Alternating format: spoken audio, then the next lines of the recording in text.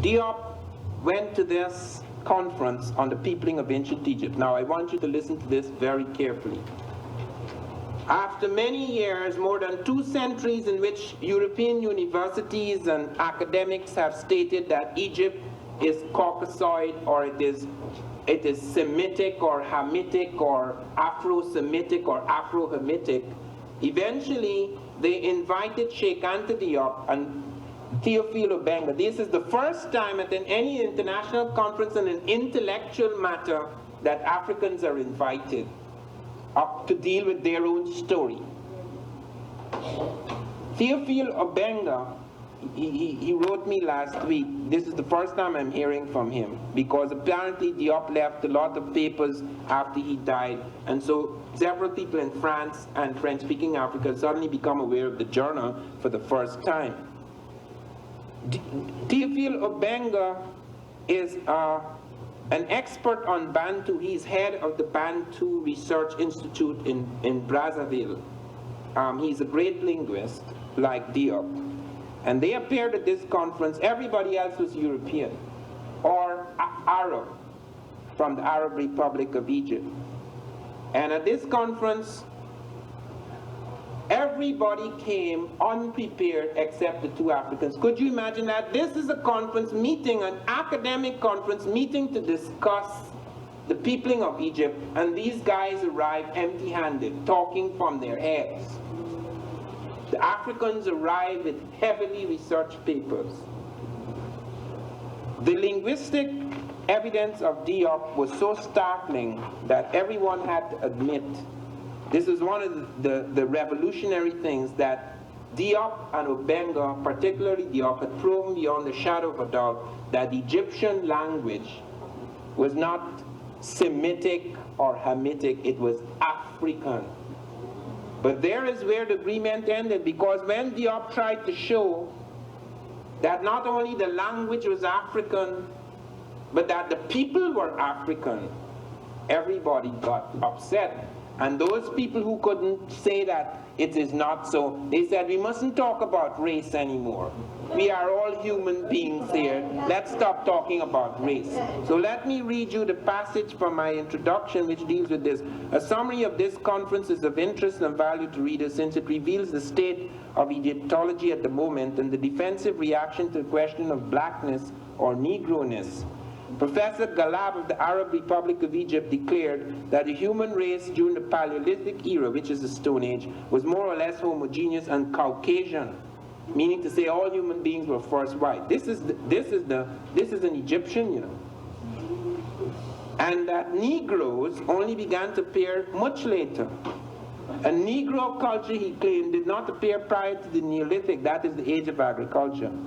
Professor Di Bono of Malta spoke of a race of pyramid builders coming into Egypt, a race with Libico-Asiatic affinities, without even deeming it necessary to show where on this earth stands the proto-pyramid that this race constructed before it migrated to Africa. How could you have a race of pyramid builders who never built pyramids anywhere else? Several participants, finding it difficult to demolish Diop, decided instead to demolish all talk about race.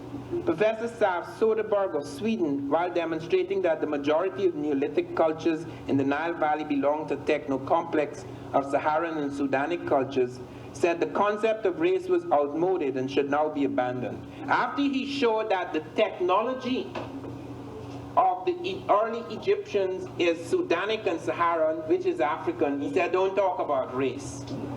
Race is outmoded, must be abandoned.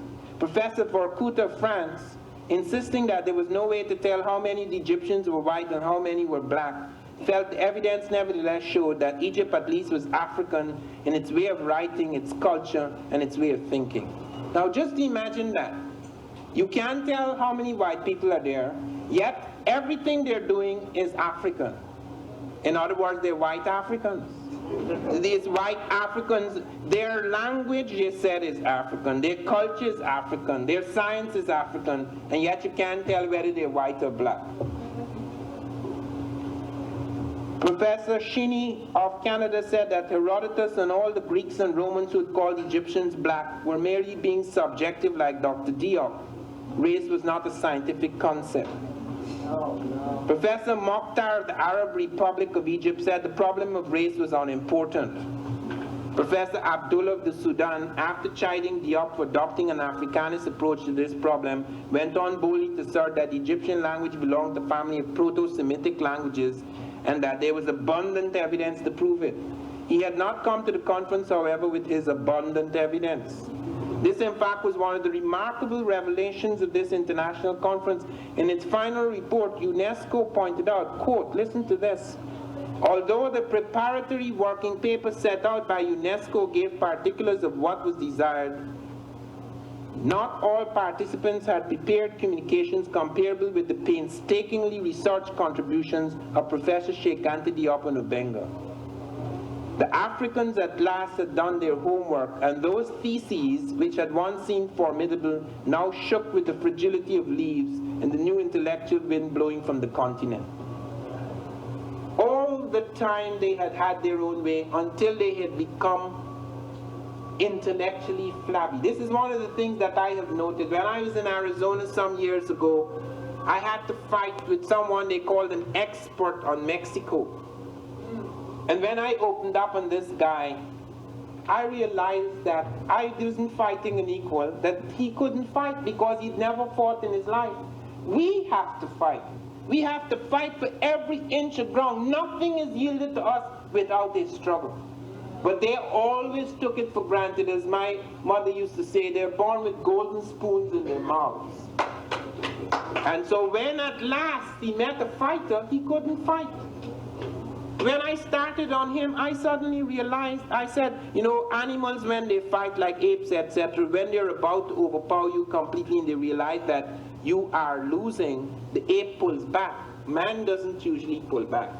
And there is something Christian in me which said, you know, you got him on the ground now, let him go. And there's something devilish in me that said, let him go, my foot.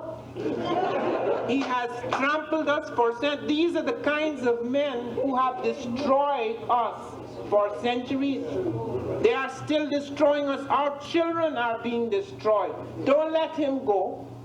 The time has come to kick these people. Amen. When the knowledge arises, there is no compromise here because we are dealing with something savage and brutal. It is impossible to become involved in black history without becoming involved in politics. Because to reconstruct the history of black people anywhere in the world, you have to fight against a climate of great prejudice. A white man that I've worked for, if he's alive today, he's a liberal with a capital L. His name was Gagsteiner. I asked him about some books on the African people in ancient history. And in the language of the South, he let me down slow. I mean, he spoke kindly. He said, you know, John, I'm sorry that you came from a race that's made no history. But if you persevere, if you obey laws and study hard, you make history someday. When I was growing up, I was taught in American history books that Africa had no history, and neither did I. That I was a savage, about whom the less said the better, who had been saved by Europe and brought to America.